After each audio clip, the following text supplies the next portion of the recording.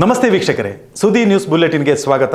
ನಾನು ಶಿವಪ್ರಸಾದ್ ಆಲಿಟಿ. ಸುಳ್ಯ ಸೇರಿದಂತೆ ತಾಲೂಕಿನೆಲ್ಲೆಡೆ ಇಂದು ಬೆಳಗ್ಗೆಯಿಂದ ಸುರಿಯುತ್ತಿರುವ ಮಳೆಯಬ್ಬರಕ್ಕೆ ಜನಜೀವನ ಅಸ್ತವ್ಯಸ್ತಗೊಂಡಿದೆ. ಹಲವೆಡೆ ಪ್ರವಾಹ ಸ್ಥಿತಿ ಉಂಟಾಯಿತು. ಭಾರೀ ಮಳೆಗೆ ಸುಳ್ಯ ನಗರದಲ್ಲಿ ಚರಂಡಿ ನೀರು ರಸ್ತೆಗೆ ಬಂದು ರಸ್ತೆಯಲ್ಲಿ ಹರಿಯಿತು. ಸುಳ್ಯದ ಜಟ್ಟಿಪಳ ಜಂಕ್ಷನ್ನಲ್ಲಿ ಮಳೆ ನೀರು ಮತ್ತು ಚರಂಡಿ ನೀರು ರಸ್ತೆಗೆ ಬಂದ ಪರಿಣಾಮ ವಾಹನ ಸವಾರರಿಗೆ ಪಾದಚಾರಿಗಳಿಗೆ ನಡೆದು ಹೋಗಲು ತೊಂದರೆಯಾಯಿತು. ಸಂಪಾಜೆ ಗೋನಡ್ಕ ಪ್ರದೇಶಗಳಲ್ಲಿ ಕೆಸರು ಮಿಶ್ರಿತ ನೀರು ಹರಿದು ಬಂದಿದ್ದು ಪ್ರವಾಹದ ಭೀತಿ ಉಂಟಾಯಿತು. ಕುಕ್ಕೆಶ್ರೀ ಸುಬ್ರಹ್ಮಣ್ಯ ಘಟ್ಟ ಪ್ರದೇಶದಲ್ಲಿ ಸುರಿಯುತ್ತಿರುವ ಭಾರೀ ಮಳೆಯ ಹಿನ್ನೆಲೆಯಲ್ಲಿ ಕುಮಾರಧಾರ ನದಿಯ ಸ್ನಾನಘಟ್ಟ ಜುಲೈ 31ರ ಸಂಜೆಯಿಂದ ಸಂಪೂರ್ಣವಾಗಿ ಮುಳುಗಡೆಯಾಗಿದ್ದು ಇಂದು ನೀರಿನ ಹರಿವಿನ ಪ್ರಮಾಣ ಮತ್ತೆ ಹೆಚ್ಚಿದೆ. ತಾತ್ಕಾಲಿಕವಾಗಿ ಡ್ರಮ್ ಇಟ್ಟು ತೀರ್ಥ ಸ್ನಾನಕ್ಕೆ ವ್ಯವಸ್ಥೆ ಮಾಡಿತ್ತಾದರೂ ಅಲ್ಲೂ ನೀರು ತುಂಬಿರುವುದಾಗಿ ವರದಿಯಾಗಿದೆ. ಸ್ನಾನಘಟ್ಟದ ಬಳಿ ಇದ್ದ ದೇವರಕಟ್ಟೆ, ಡ್ರೆಸ್ಸಿಂಗ್ ಕೊಠಡಿ, ಶೌಚಾಲಯ ನೀರಿನಲ್ಲಿ ಮುಳುಗಿದೆ. ಭದ್ರತಾ ಕೊಠಡಿ ಮೆಟ್ಟಿಲ ಬಳಿಯವರೆಗೆ ನೀರು ಬಂದಿದೆ. ದೇವಾಲಯದ ಭದ್ರತಾ ಸಿಬ್ಬಂದಿಗಳು ಮುನ್ನೆಚ್ಚರಿಕೆ ವಹಿಸಿದ್ದು ಭಕ್ತರು ನೀರಿಗೆ ಇಳಿಯದಂತೆ ನೋಡಿಕೊಳ್ಳುತ್ತಿದ್ದಾರೆ. ಜಯನಗರ ಕೊರಂಬಡ್ಕ ಶ್ರೀ ಆದಿಮೊಗೆರ್ಕಳ ದೇವಸ್ಥಾನಕ್ಕೆ ಹೋಗುವ ರಸ್ತೆಯಲ್ಲಿ ಬೃಹತ್ ಮರವೊಂದು ವಿದ್ಯುತ್ ತಂತಿಯ ಮೇಲೆ ಬಿದ್ದು ವಿದ್ಯುತ್ ವ್ಯತ್ಯಯಗೊಂಡ ಘಟನೆ ವರದಿಯಾಗಿದೆ. ಎಲ್ಲೆಡೆ ವಿಪರೀತ ಮಳೆಯಾಗುತ್ತಿದ್ದು ಸಂಪಾಜೆ ಗ್ರಾಮದ ಚೌಕಿ ಬಳಿ ದಿವಂಗತ NS ದೇವಪ್ರಸಾದ್ ರವರ ಮನೆಗೆ ಹೋಗುವ ಸೇತುವೆ ಮುಳುಗಡೆಯಾಗಿದೆ. ಇದರಿಂದ ಪ್ರತಿನಿತ್ಯ ಸೇತುವೆಯಲ್ಲಿ ಸಂಚರಿಸುವ ಪ್ರಯಾಣಿಕರು ಸಂಕಷ್ಟಕ್ಕೆ ಒಳಗಾಗಿದ್ದು ಸಂಪಾಜೆ ಬೈಲಿನ ಮೂಲಕ ರಾಷ್ಟ್ರೀಯ ಹೆದ್ದಾರಿಗೆ ತಲುಪಬೇಕಾಗಿದೆ.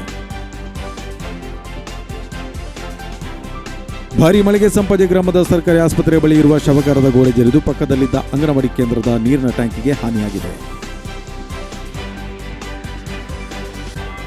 ಗುತ್ತಿಗಾರು PM ಶ್ರೀ ಶಾಲಾ ಬಳಿಯ ಕಾಂಪೌಂಡ್ ಜುಲೈ 31ರಂದು ರಾತ್ರಿ ಕುಸಿದಿರುವುದಾಗಿ ವರದಿಯಾಗಿದೆ. ವಿಪರೀತ ಮಳೆ ಮತ್ತು ಮೊದಲೇ ಶಿಥಿಲವಾಗಿದ್ದ ಕಾರಣ ಕುಸಿತ ಉಂಟಾಗಿದೆ. ಗುತ್ತಿಗಾರು ಗ್ರಾಮಸಭೆಯಲ್ಲೂ ಕಾಂಪೌಂಡ್ ಕುಸಿಯಬಹುದು ಎಂದು ಪ್ರಸ್ತಾಪಿಸಲಾಗಿತ್ತು.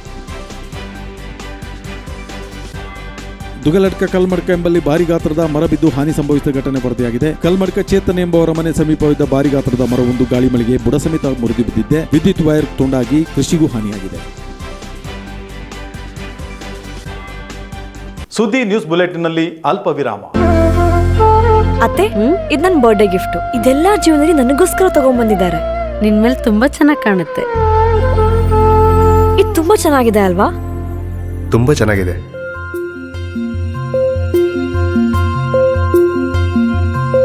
It will look really good on you. Amma? Huh? Mother is always son's first love.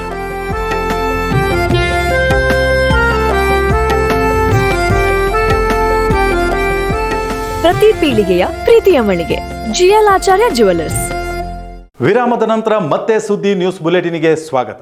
JCI Panchashree Lions club ಪಂಜ ಇದರ ಸಹಕಾರದಲ್ಲಿ ಆಟಿ ತಿಂಗಳಿನ ಮಹತ್ವ ಮತ್ತು ನಮ್ಮ ಪೂರ್ವಜರು ಆಟಿ ತಿಂಗಳಿನಲ್ಲಿ ಆಚರಿಸುತ್ತಿದ್ದ ಆಚರಣೆಗಳು ಮತ್ತು ಸೇವಿಸುತ್ತಿದ್ದ ಆಹಾರಗಳ ಬಗ್ಗೆ ಮಾಹಿತಿ ಮತ್ತು ಪ್ರಾತ್ಯಕ್ಷಿತೆ ನೀಡುವ ಆಟಿ ನೆಂಪು 2026ರ ಕಾರ್ಯಕ್ರಮವು ಆಗಸ್ಟ್ 9ರಂದು ಪಂಜದ ಶ್ರೀ ಸದಾಶಿವ ಪರಿವಾರ ಪಂಚಲಿಂಗೇಶ್ವರ ದೇವಸ್ಥಾನದ ಸಭಾಭವನದಲ್ಲಿ ನಡೆಯಲಿದೆ ಎಂದು ಅರೆಭಾಷೆ ಅಕಾಡೆಮಿ ಅಧ್ಯಕ್ಷ ಸದಾನಂದ ಮಾವಜಿ ತಿಳಿಸಿದ್ದಾರೆ. ಸುಳ್ಯದಲ್ಲಿ ಪತ್ರಿಕಾಗೋಷ್ಠಿ ನಡೆಸಿದ ಅವರು ಕಾರ್ಯಕ್ರಮದ ವಿವರಣೆ ನೀಡಿದರು. ಬೆಳಗ್ಗೆ ಉದ್ಘಾಟನಾ ಕಾರ್ಯಕ್ರಮವನ್ನು ಕುಕ್ಕೆಶ್ರೀ ಸುಬ್ರಹ್ಮಣ್ಯ ದೇವಸ್ಥಾನದ ವ್ಯವಸ್ಥಾಪನಾ ಸಮಿತಿ ಅಧ್ಯಕ್ಷರಾದ ಹರೀಶ್ ಇಂಜಾಡಿ ನೆರವೇರಿಸಲಿದ್ದಾರೆ. ಬಳಿಕ ಸ್ಪರ್ಧೆಗಳು ನಡೆಯಲಿದೆ. ಮಧ್ಯಾಹ್ನ ಸಭಾ ಕಾರ್ಯಕ್ರಮ ನಡೆಯಲಿದೆ ಎಂದು ತಿಳಿಸಿದ್ದಾರೆ. ಪತ್ರಿಕಾಗೋಷ್ಠಿಯಲ್ಲಿ ಕಾರ್ಯಕ್ರಮದ ನಿರ್ದೇಶಕ ವಿಜೇಶ್ ಹಿರಿಯಡ್ಕ, JCI ಪಂಚಶ್ರೀ ಅಧ್ಯಕ್ಷ ದೇವಪ್ರಸಾದ್ ಚಿಕ್ಮುಳಿ, ಲಯನ್ಸ್ ಕ್ಲಬ್ ಕಾರ್ಯದರ್ಶಿ ವಾಸುದೇವ್ ಮೆಲ್ಪಾಡಿ ಉಪಸ್ಥಿತರಿದ್ದರು.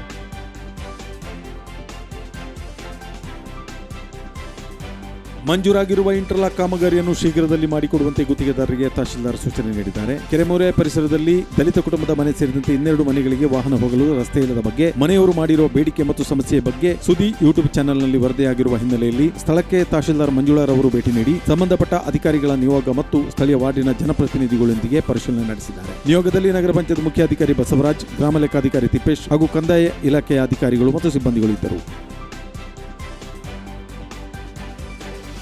ಬೆಂಗಳೂರಿನಲ್ಲಿ ಉದ್ಯಮಿಯಾಗಿರುವ ಐವರ್ನಾಡು ಗ್ರಾಮದ ಉದ್ದಂಪಾಡಿ ಹರೀಶ್ ರಾವ್ ಮತ್ತು ಶ್ರೀಮತಿ ಅಶ್ವಿನಿ H. ರಾವ್ ದಂಪತಿಯ ಪುತ್ರ ತನ್ಮಯ ರಾವ್ H. ಇವರು ವಲಯ ಮಟ್ಟದ ಕರಾಟೆಯಲ್ಲಿ ತೃತೀಯ ಸ್ಥಾನ ಗಳಿಸಿಕೊಂಡಿದ್ದಾರೆ. ಜುಲೈ 31ರಂದು ನಡೆದ ಝೋನಲ್ ಲೆವೆಲ್ 72 kg ವಿಭಾಗದಲ್ಲಿ ಕಂಚಿನ ಪದಕ ಪಡೆದಿದ್ದಾರೆ.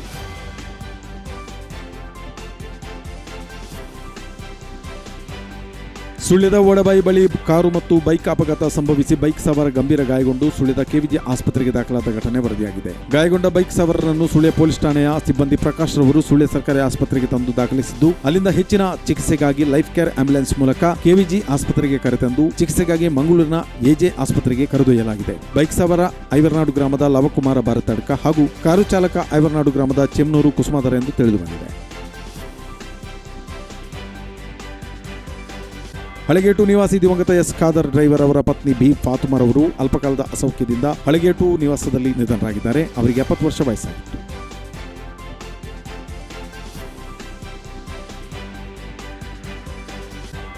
ಇದು ಇವತ್ತಿನ ವಿಶೇಷ ವರದಿಗಳು.